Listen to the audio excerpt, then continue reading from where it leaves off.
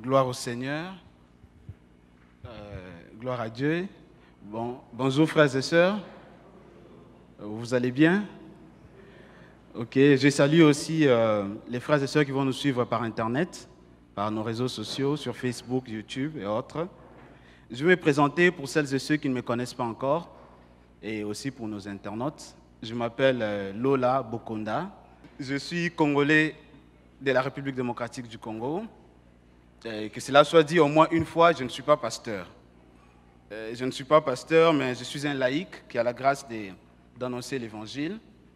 Dans mon quotidien, je travaille d'une part comme étant consultant en développement Java JDG, consultant spécialiste des technologies Java Édition Entreprise, c'est le développement logiciel. Et d'autre part, je suis étudiant à l'EMI, École Montmédia d'ingénieur, où je prépare ma thèse en informatique. Voilà, c'est dit, tout est dit. Je pense que nous avons fait largement connaissance. Ok, assez tergiversé sur l'identité d'un pré-trentenaire. Je pense que ce n'est pas ce qui nous intéresse ce matin. Passons à la parole de Dieu. Comme certains d'entre nous le savent, cette période, c'est un peu une période... la semaine passée, il y a eu le séminaire régional de la jeunesse, ici dans notre église. Et le thème central de la jeunesse, c'est jeunes acteurs et leaders.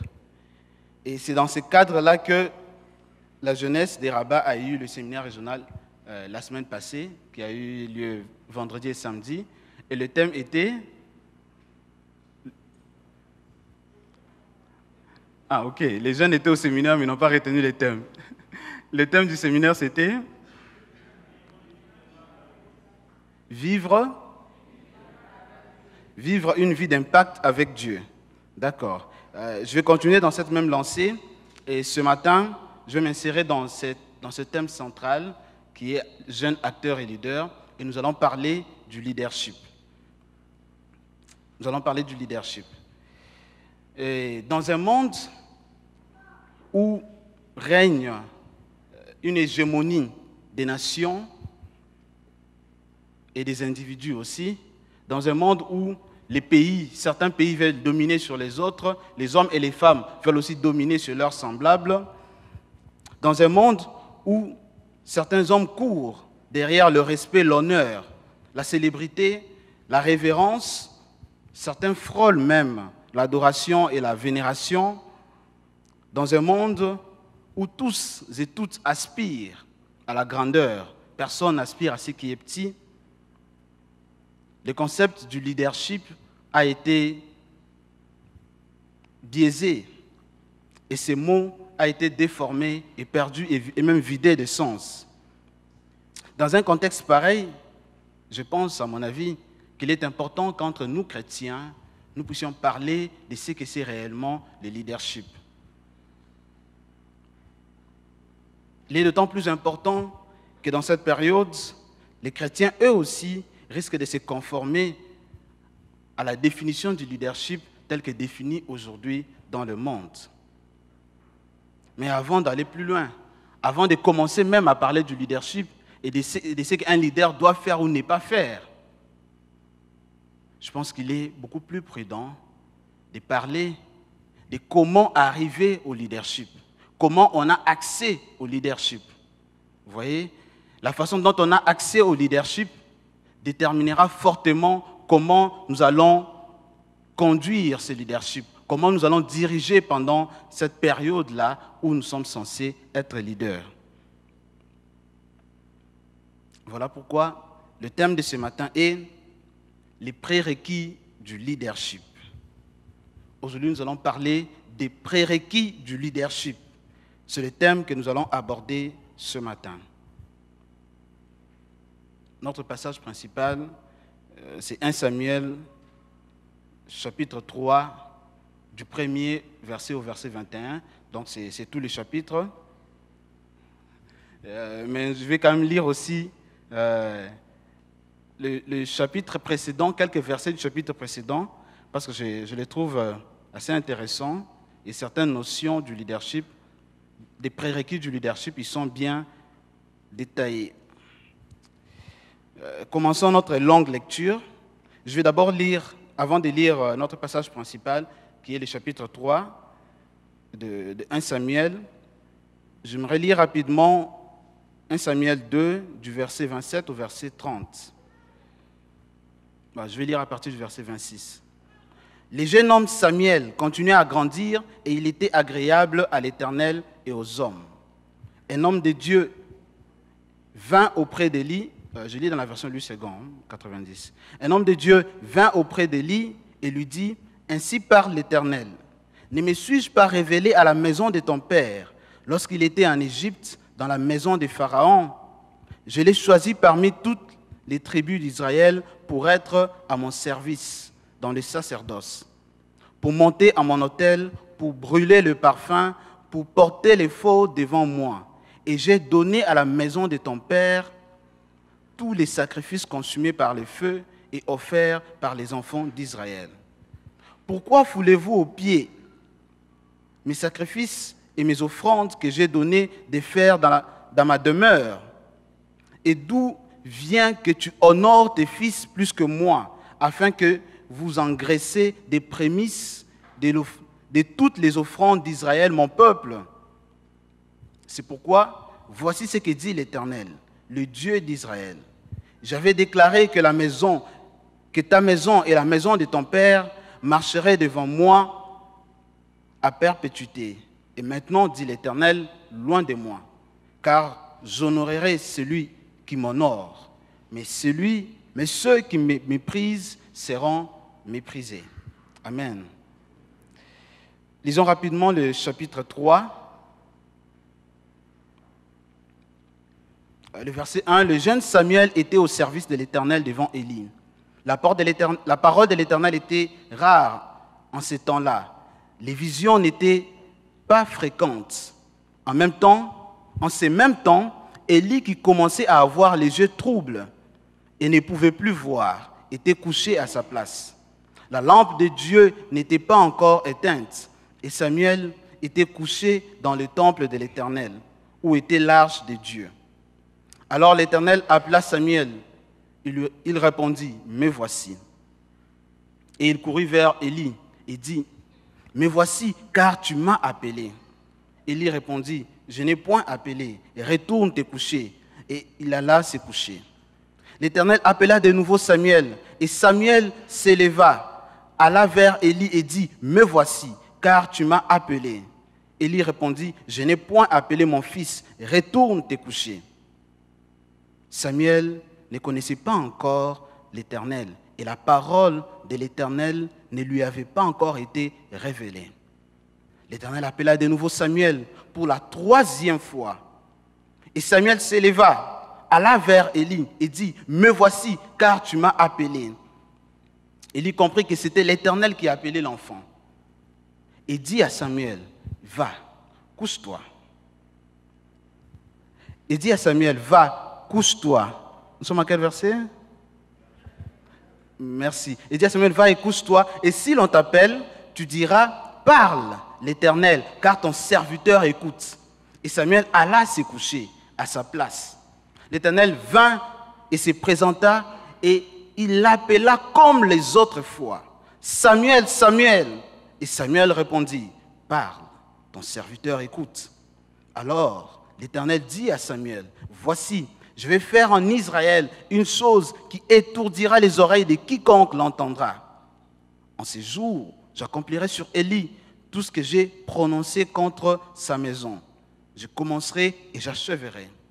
Je lui ai déclaré que je veux punir sa maison à perpétuité, à cause du crime dont il a connaissance et par lequel ses fils se sont rendus méprisables, sans qu'il ait réprimé.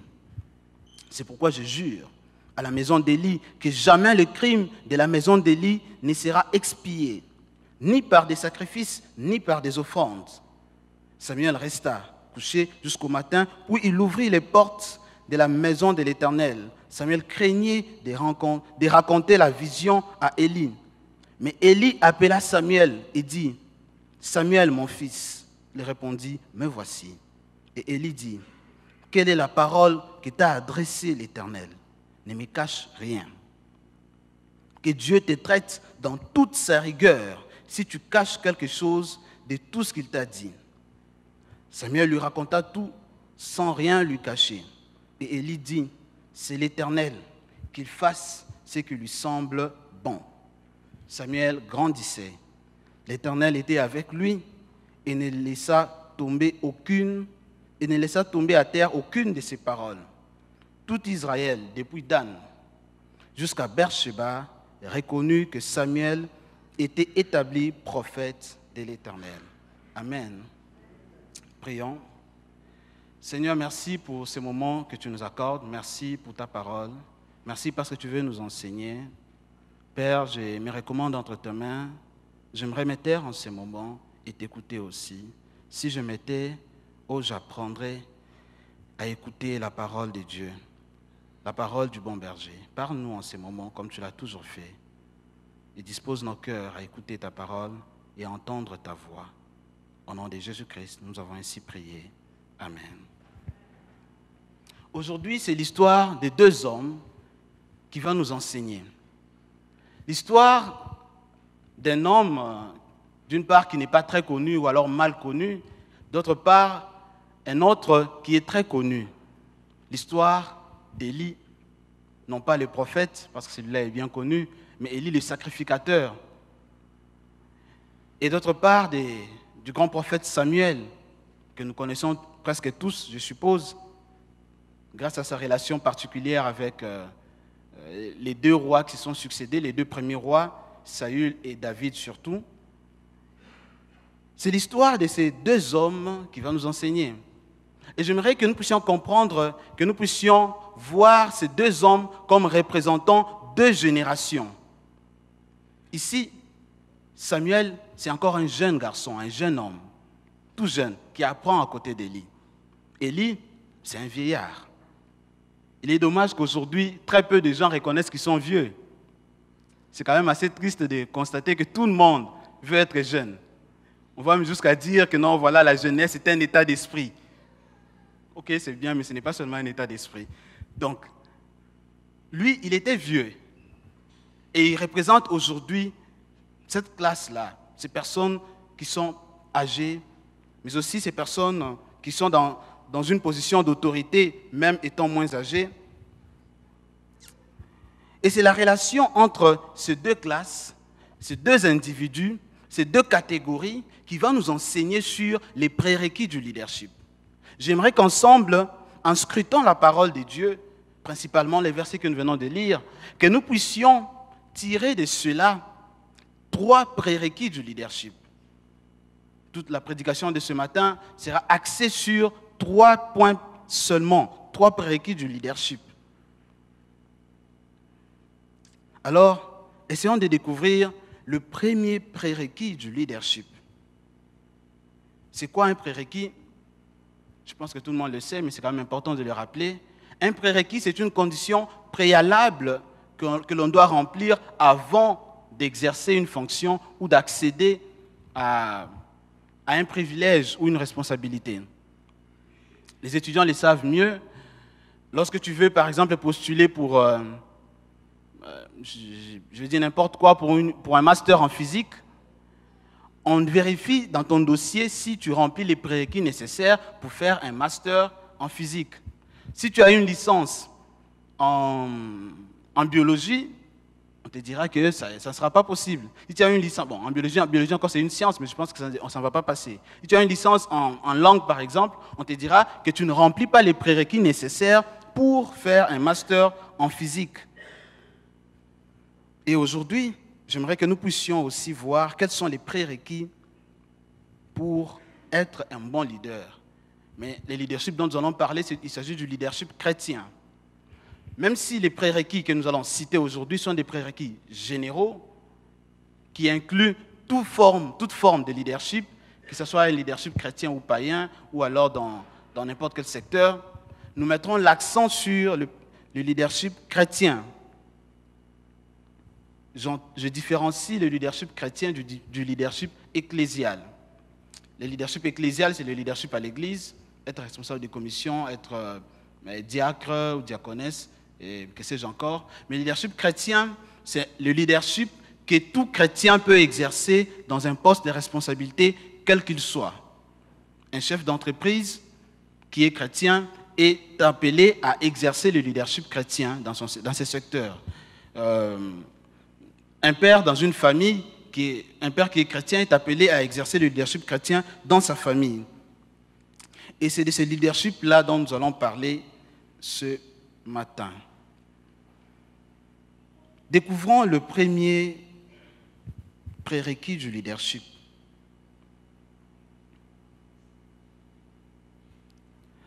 Au verset 27 du chapitre 2, il est écrit: un homme de Dieu vint auprès d'Élie et lui dit: ainsi parle l'Éternel, ne me suis-je pas révélé à la maison de ton père lorsqu'il était en Égypte, dans la maison de Pharaon? Et là où les choses deviennent intéressantes, c'est au verset 28. Dieu dit: je l'ai choisi parmi toutes les tribus d'Israël pour être à mon service dans le sacerdoce, pour monter à mon autel, pour brûler le feu, pour porter les faux devant moi. Et j'ai donné à la maison de ton père tous les sacrifices consumés par le feu et offerts par les enfants d'Israël. J'aimerais qu'on s'arrête une minute sur la première phrase. Dieu dit: je l'ai choisi parmi toutes les tribus d'Israël. La maison d'Élie était établie comme étant sacrificateur. Mais Dieu dit: lorsque je me suis révélé à la maison de ton père, lorsqu'il était en Égypte, j'ai fait quelque chose. Moi, je l'ai choisi parmi toutes les tribus d'Israël. Je l'ai choisi. Le premier prérequis, la première condition pour être un leader, c'est être choisi et établi par Dieu. Amen. Le premier prérequis du leadership, c'est être choisi et établi. Voyons ça avec le prophète Samuel aussi. Presque à la fin du chapitre, au verset 20, il est écrit: tout Israël, verset 1, chapitre 3, tout Israël, depuis Dan jusqu'à Beersheba, reconnut que Samuel était établi prophète de l'Éternel. Donc tout Israël a reconnu que Samuel était établi prophète. Samuel, quel que soit ce qu'il a vécu avec Dieu, depuis le verset 2 jusqu'au verset 19, il ne s'est pas autoproclamé lui-même prophète. Mais il a attendu jusqu'au point où on l'a établi. Vous voyez, on ne s'autoproclame pas leader. Et ces prérequis s'appliquent même dans le monde politique, si on veut parler de la nation et des présidents de la République. On ne s'autoproclame pas président de la République. Tu dois être choisi par la population, par des élections, et ensuite établi par la prestation des serments. Ce n'est qu'en ce moment-là que tu deviens leader et tu commences à diriger. Amen. C'est très important d'être certain d'avoir été choisi et établi. Et vous savez, pourquoi j'utilise ces deux verbes? Parce que ces deux verbes cachent deux concepts différents. Il y a une différence entre le choix et l'établissement. Le choix, c'est le fait d'être sélectionné. C'est le moment où Dieu décide, dit voilà, cette personne, je ferai d'elle tel directeur, je ferai d'elle pasteur, je ferai d'elle prophète ou bien d'autres. Mais l'établissement, c'est le moment où Dieu te met effectivement en fonction. Amen. Et le plus grand défi dans le leadership chrétien, c'est de savoir patienter entre ces deux périodes de la vie d'un homme. C'est de savoir gérer ces deux périodes, entre le choix et l'établissement. C'est ça le plus grand défi que nous avons aujourd'hui. Tu as été choisi? Oui, c'est bien. Tu le sais, c'est très bien. Mais il faudra attendre d'être établi pour commencer effectivement à exercer sa fonction. Amen.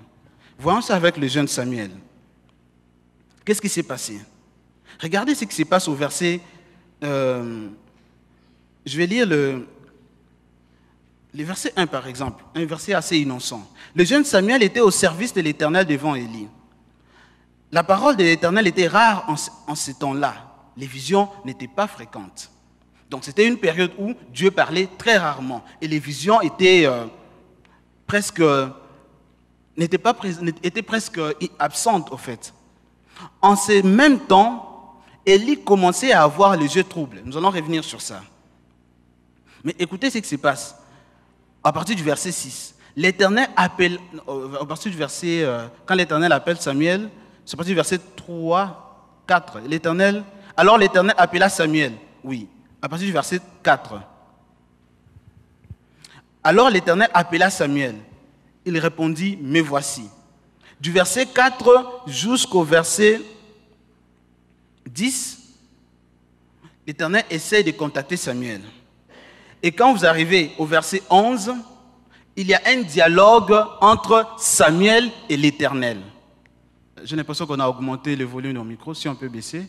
Comme ça me permettra de crier comme un bon Congolais. Donc, vous voyez, à partir du verset 11, il y a eu dialogue entre l'Éternel et Samuel. Alors que dans cette époque-là, la parole de l'Éternel se faisait rare. Il y a quelque chose là. C'est que Dieu avait choisi Samuel, déjà en ce moment-là, comme étant la voix par laquelle lui va transmettre sa parole. Vous voyez? C'est en ce moment-là que le choix de Dieu a été fait. En tout cas, a été manifesté. Dieu connaît tout avant la fondation du monde. Mais c'est en ce moment-là que le choix de Dieu s'est manifesté, même auprès de Samuel. Samuel a su que oui, moi maintenant, j'ai été choisi comme étant prophète. Parce que je dois porter la parole de Dieu. C'est moi maintenant qui dois représenter Dieu, qui dois dire ainsi dit l'Éternel. Mais j'aime beaucoup Samuel. J'aime beaucoup ce jeune homme parce qu'il n'a pas immédiatement commencé à exercer ce rôle, cette mission qui lui était donnée. Il ne s'est pas autoproclamé, il n'est pas sorti voir Élie pour dire, bon, Élie, prophète, bon, vous savez... non, les choses de Dieu, il faut être spirituel, Élie. L'Éternel vient de me parler. Toi déjà, dis-moi, quelle est la dernière fois que l'Éternel t'a parlé? Moi maintenant, c'est moi. Non, il n'a pas dit ça. Samuel est resté. Et d'ailleurs, regardez les versets qui suivent. Ça, c'est vraiment très intéressant, hein, voir comment Samuel agit. Parce qu'il n'a même pas eu le courage de dire à Élie ce que l'Éternel lui avait dit. Au verset 16, verset 15, Samuel resta couché jusqu'au matin, puis il ouvrit les portes de la maison de l'Éternel. Samuel craignait de raconter la vision à Élie. Il craignait, il avait même peur de les dire à Élie. Alors que nombreux d'entre nous, il suffit d'avoir une vision de la part de l'Éternel pour s'autoproclamer prophète, pour s'autoproclamer apôtre. Il ne s'agit pas comme s'il pensait avoir une vision. C'était une vision authentique venant de Dieu. Mais cet enfant ne s'est pas donné le luxe d'aller surtout... En fait, il pouvait même directement aller parler au peuple. Mais regardez la suite. Mais Élie appela Samuel et dit, « Mon fils », il répondit, « Mais voici ». Et Élie dit, « Quelle est la parole que t'a adressée l'Éternel ?» Et c'est en ce moment-là que Samuel a dit à Élie ce que l'Éternel lui avait dit. Bien-aimé, entre le choix et l'établissement, il y a des choses qu'il faut faire. Et la première de toutes, c'est la patience.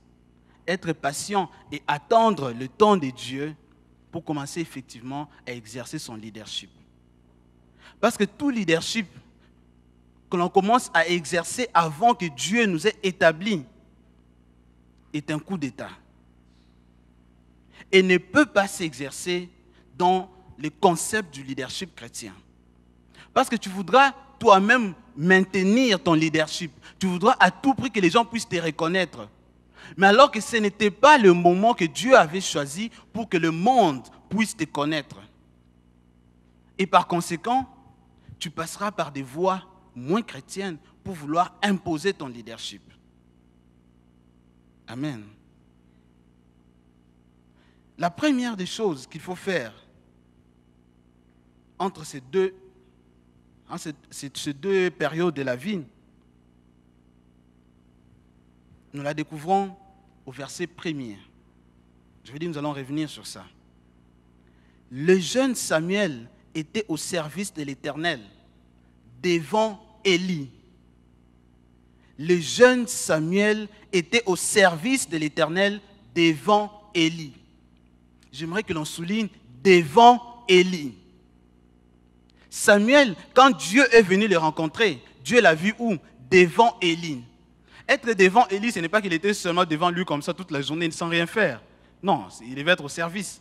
Être devant Élie, c'est simplement être sous la houlette d'Élie. Être dirigé par Élie. Accepter l'autorité et le leadership d'Élie. Est-ce que quelqu'un me comprend? Ce que nous devons faire tous, nous jeunes ou adultes ou grands, c'est de rester devant Élie. C'est de rester sous l'autorité des personnes que Dieu a établies sur nous, même lorsque nous savons que nous avons été choisis. Vous savez, cela est applicable même dans le domaine de l'entreprise. Tu veux fonder ta propre entreprise, oui, c'est bien. Chacun de nous a ses rêves. Je pense que 90% de ceux qui sont ici rêvent de fonder leur propre entreprise, soit le commerce, soit une entreprise dans leur domaine, ainsi de suite. Mais dans une période, Dieu peut t'avoir choisi comme étant un chef d'entreprise. Dieu a placé en toi ces talents-là, cette capacité-là.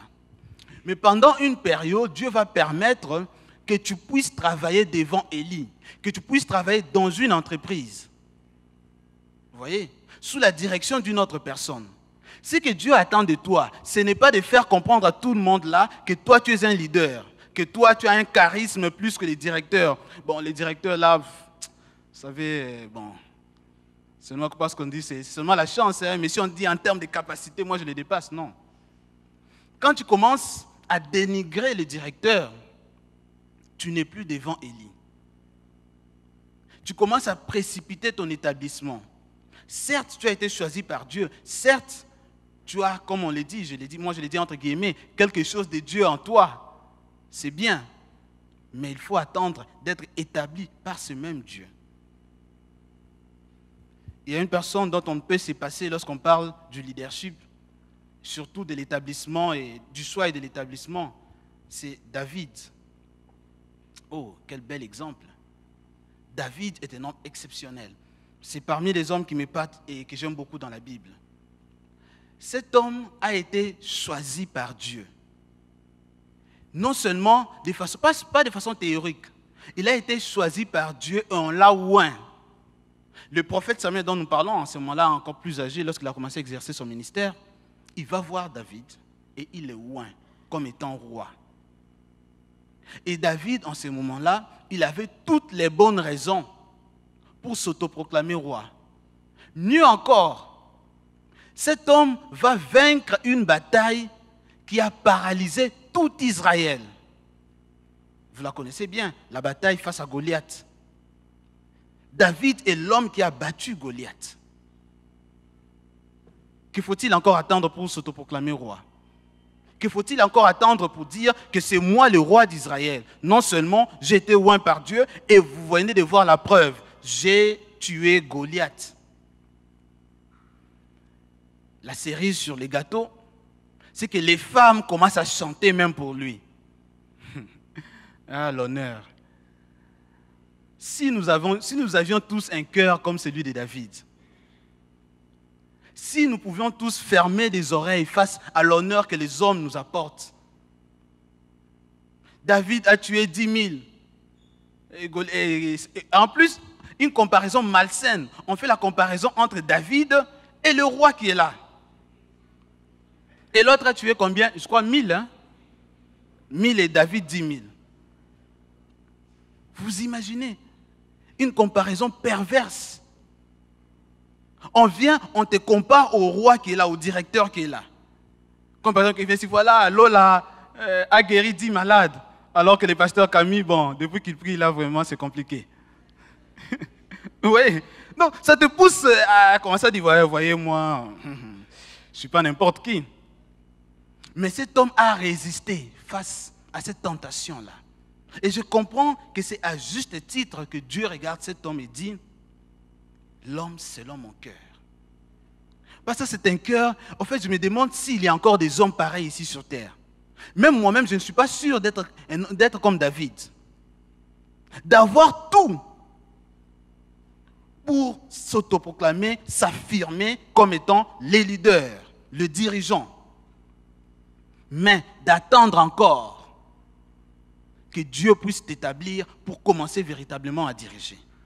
Waouh! Et mieux encore, David, une fois, il a l'occasion de tuer Saül. Vous pouvez lire ça dans 1 Samuel, un peu dans les chapitres avancés. Qu'est-ce qui s'est passé? C'est que David marchait et Saül le poursuivait, en fait. Saül le poursuivait pour le tuer. Et il est arrivé que, dans un endroit, David et ses serviteurs ont vu que Saül dormait, et tous ses serviteurs. David s'est approché juste à côté de Saül. Il avait l'opportunité de prendre l'épée et de tuer Saül tranquillement. Vous savez ce qui s'est passé? C'est que David prend son épée, il coupe seulement le pan de l'habit de Saül. Et la Bible dit que son cœur a battu à la chamade. Et il s'est retiré. Il a dit, je ne porterai pas ma main sur le oint de l'Éternel. Waouh! Mais non, mais David, comment tu peux appeler Saül le oint de l'Éternel alors que c'est toi qui as été oint? Et tu sais que l'Éternel l'a destitué. Mais même lorsque Saül était dans une position de faiblesse, David l'a honoré et l'a considéré comme étant le oint de l'Éternel. Avons-nous aujourd'hui des hommes et des femmes, des chrétiennes et chrétiens avec un cœur pareil? Avons-nous aujourd'hui des chrétiennes et chrétiens capables de continuer à respecter leurs leaders, même lorsque les 10 leaders sont dans des positions de faiblesse? Mais regardez aussi avec Samuel, il a fait pareil. Qu'est-ce qui se passe? Écoutez, verset 2, chapitre 3. En ce même temps, donc au moment où la parole de l'Éternel était rare et que les visions n'étaient pas fréquentes, en ce même temps, Élie qui commençait à avoir les yeux troubles et ne pouvait plus voir, était couché à sa place. La lampe de Dieu n'était pas encore éteinte. Donc, Élie qui commençait à avoir les yeux troubles. Donc, nous étions dans une époque où, de un, la parole de l'Éternel était rare, et de deux, son leader là commençait à avoir les yeux troubles. Il avait du mal à voir. Par conséquent, on peut supposer qu'il ne lisait plus fréquemment la Torah, disons, la parole de Dieu à l'époque qui était écrite. Mais lorsque Samuel ne reconnaît pas la parole de Dieu, vers qui il se dirige? Vers Élie. Vers ces vieillards-là, qui, ça fait longtemps, il n'a pas écouté la parole de Dieu, qui ne reçoit plus les visions de l'Éternel, et qui, pour tout empirer, a du mal à voir, donc à lire la parole de Dieu. Mais c'est vers lui qu'Élie se tourne. Est-ce que nous pouvons aussi agir ainsi aujourd'hui? Est-ce que nous pouvons continuer à considérer les hommes de Dieu qui sont défaillants, les hommes de Dieu qui sont peut-être faibles à nos yeux, qui sont peut-être moins spirituels que nous, en tout cas selon ce que nous pensons? Est-ce que nous pouvons continuer à honorer nos parents, même lorsqu'ils ont beaucoup de défauts, même lorsqu'ils ne sont pas chrétiens, même lorsque ce ne sont pas des parents qui remplissent leurs devoirs? Est-ce que nous pouvons continuer à respecter nos directeurs d'entreprise lorsqu'ils sont défaillants? Mais Samuel l'a fait. Samuel l'a fait. Et regardez ce qui se passe. J'aime beaucoup ce qui se passe entre Dieu, entre ces trios-là, Dieu, Samuel et Élie. À partir du verset 4. Alors l'Éternel appela Samuel. Il répondit, me voici. C'est Dieu qui l'appelle. Samuel ne sait pas que c'est Dieu. Il répond, me voici. Mais il répond à qui? À Élie. Verset 5. Et il courut vers Élie et dit, me voici car tu m'as appelé. Élie répondit, je n'ai point appelé. Retourne te coucher. Et il alla se coucher. Donc pour la première fois, Élie aussi n'a pas compris que c'est l'Éternel qui parlait. Il s'est trompé aussi. Deuxième fois. Me voici, car tu m'as appelé. Et Élie dit, je n'ai point appelé mon fils, retourne te coucher. Là, je suis à la fin du verset 6. Pour la deuxième fois, Élie aussi n'a pas compris. Mais ce qui est étonnant, c'est que pour la troisième fois, on l'appelle. Au lieu, il s'est dit, bon, ok, là je vais dormir. Vu que lui aussi ne comprend rien, personne ne comprend rien, je m'endors. Non, Samuel va encore vers Élie. Verset 7, Samuel ne connaissait pas encore la parole de l'Éternel, la parole de l'Éternel ne lui était pas encore révélée. L'Éternel, verset 8, l'Éternel appela de nouveau Samuel pour la troisième fois. Et Samuel se leva, alla vers Élie et dit, me voici, car tu m'as appelé. Élie comprit que c'était l'Éternel qui appelait l'enfant. Ce n'est qu'à la troisième fois qu'Élie comprend que c'est l'Éternel qui appelle l'enfant. Et il dit, va te coucher. Lorsque tu entendras encore la voix, dis, par l'Éternel, ton serviteur t'écoute. Je me pose une question. Pourquoi lorsque Dieu a appelé Samuel pour la première fois et que Samuel n'a pas reconnu, pourquoi pour la deuxième fois, Dieu ne lui a pas dit, Samuel, écoute Samuel, c'est moi qui t'appelle, c'est moi l'Éternel qui t'appelle, je vais te parler. Ça aurait été plus simple. Il aurait dit, c'est moi l'Éternel qui t'appelle. Sa fille, c'est bon, ils allaient discuter. Mais Dieu l'appelle encore comme la première fois. En fait, Dieu voulait voir si Samuel avait suffisamment d'humilité pour retourner toujours vers Élie. Et surtout, Dieu voulait faire comprendre à Samuel que même lorsque Élie est dans une position de faiblesse, il a encore des choses à nous enseigner. Amen. C'est ce que Dieu voulait faire comprendre à Samuel. Et ce qui est intéressant, c'est de voir ce qui se passe au verset 10. L'Éternel vint et se présenta, et il l'appela comme les autres fois. Samuel, Samuel. Et Samuel répondit, parle, car ton serviteur écoute. La Bible dit, l'Éternel appela Samuel comme les autres fois. Donc Dieu n'a absolument pas changé la façon d'appeler Samuel.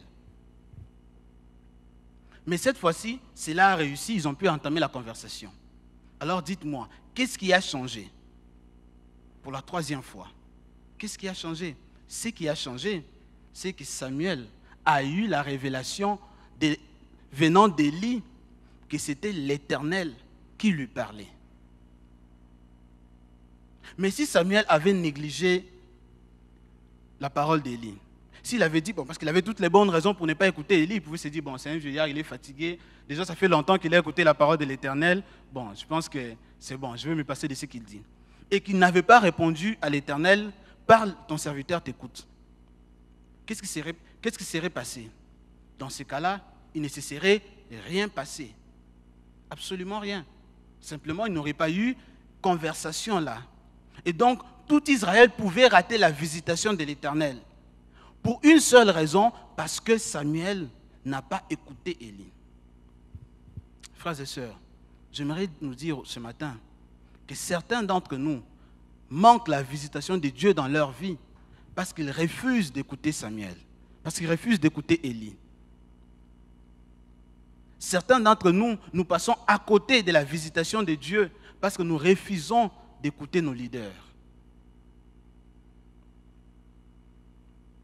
Et nous voulons agir par nous-mêmes. Nous voulons prendre notre envol alors que nos ailes ne sont pas encore solides.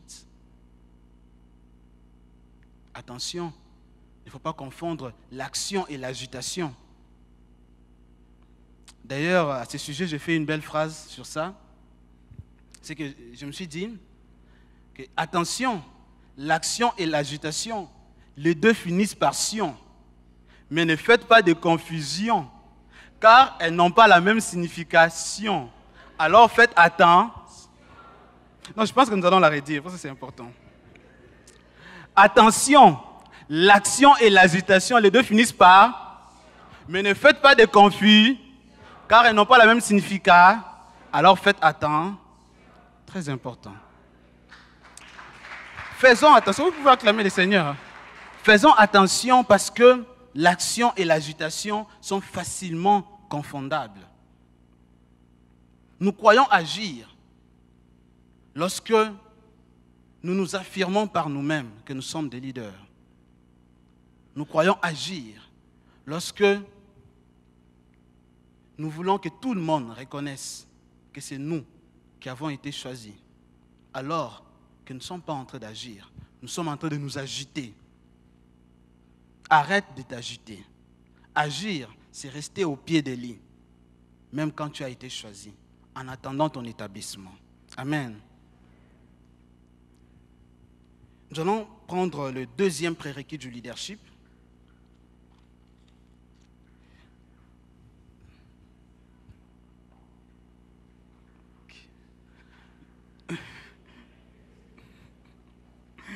Le deuxième prérequis du leadership, et nous allons finir ça dans 5 minutes. Le deuxième prérequis du leadership, nous allons voir dans...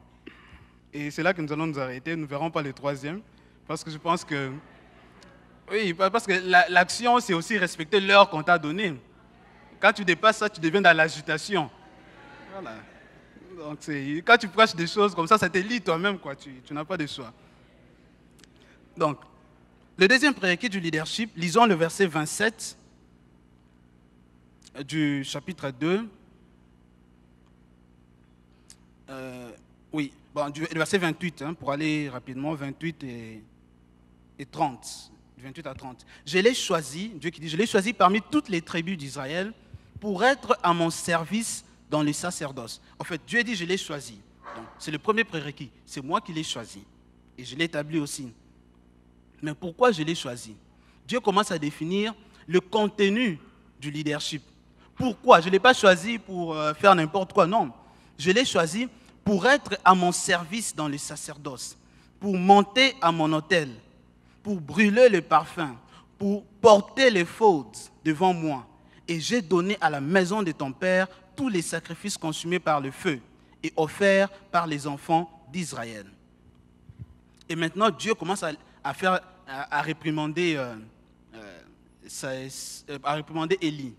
En fait, au verset 28, Dieu rappelle à Élie le contrat qu'il y avait entre l'Éternel et la maison d'Élie.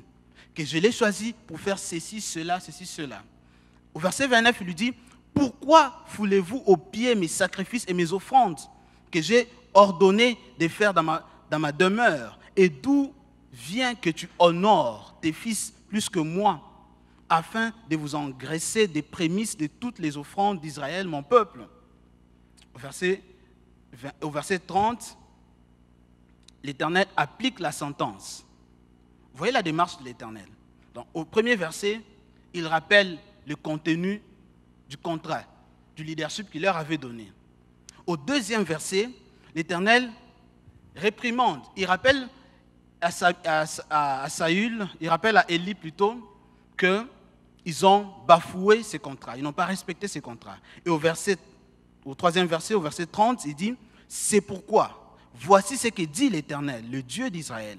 J'avais déclaré que ta maison et la maison de ton père marcheraient devant moi à perpétuité. Et maintenant, je dis, loin de moi, car j'honorerai celui qui m'honore, mais ceux qui me méprisent seront méprisés. » Amen. Le deuxième prérequis du leadership, c'est connaître sa mission et le respecter. Connaître sa mission, ou avoir connaissance de sa mission et la respecter cette mission. Tout leader est envoyé avec un contenu. Dieu t'a choisi, oui. Pourquoi? Pourquoi faire? Dieu t'a établi, oui. Pourquoi faire? Quel est le contenu de ta mission? et tu dois le respecter. Pourquoi tu dois respecter le contenu de ta mission? Parce que Dieu va te juger sur base de ce qu'il t'a dit, ce qu'il t'a demandé de faire. Si Dieu t'a établi responsable de la commission d'intercession, dans une certaine période à l'église évangélique au Maroc, à Rabat, c'est qu'il a une mission pour toi. Tu ne peux pas être un bon leader dans cette commission si tu ne connais pas exactement la mission que Dieu t'a confiée. La mission est différente des objectifs périodiques que nous pouvons nous fixer. La mission, c'est toute la vision que Dieu veut que tu puisses accomplir. L'objectif principal que Dieu veut que tu puisses accomplir dans cette commission-là, en ces moments. Et tous les objectifs périodiques et toutes tes actions doivent tourner autour de cette mission-là. Amen. Cela est applicable même pour les hommes politiques. Si tu es un chrétien et que tu fais la politique, il faut savoir quelle est la mission que Dieu te donne dans le monde politique congolais. Qu'est-ce que tu dois faire exactement? Et toutes tes actions doivent tourner autour de cette mission. Parce que si tu ne l'accomplis pas, sache que tu as péché contre l'Éternel. Les sacrificateurs étaient après réprimandés sur base de cela. Dieu leur a dit, pourquoi foulez-vous aux pieds mes sacrifices? Pourquoi? Parce que Dieu leur avait donné de veiller sur les sacrifices. Et Dieu finit par une phrase que nous connaissons peut-être tous. Car j'honorerai celui qui m'honore, mais ceux qui me méprisent seront méprisés. Dieu honore ceux qui l'honorent. Cela signifie quoi? Dieu honore ceux qui respectent leurs engagements avec l'Éternel. Dieu honore ceux qui respectent la mission que Dieu leur a donnée. Dieu ne nous impose pas une mission. Il t'appelle, il te propose. Quand tu acceptes, c'est en ce moment-là que le contrat est établi. Et si tu déshonores ce contrat, Dieu va te déshonorer. Mais si tu l'honores, ce n'est qu'en ce moment-là que Dieu va te récompenser. Amen. Voilà. Nous allons nous arrêter là. À mon avis, c'est largement suffisant pour que nous puissions mettre en pratique ces choses et devenir de bons leaders, de véritables leaders chrétiens. Je pense sérieusement et sincèrement que même si je me limitais simplement au premier prérequis du leadership, c'était largement suffisant pour nous. Si nous arrivons à mettre en pratique cela, à être des hommes et des femmes qui savent que dans le processus de la vie d'un homme sur terre, en particulier pour nous chrétiens, il y a un moment du soi et un moment de l'établissement. Et nous savons gérer cette période. Nous allons nous épargner beaucoup de chutes. Il y a beaucoup de leaders qui n'ont pas pu éclore véritablement parce qu'ils n'ont pas pu gérer cette période entre le choix et l'établissement. Si toi tu y arrives, que tu aies pour le moment 17 ans, 15 ans, 20 ans, 27, cela n'a point d'importance. Mais si tu gères bien cette période, tu verras que tu feras d'exception. Tu feras une exception et Dieu ira avec toi très loin. Que Dieu nous donne la force d'accomplir sa parole et qu'il marche avec nous. Que Dieu vous bénisse. Calvin, let's go.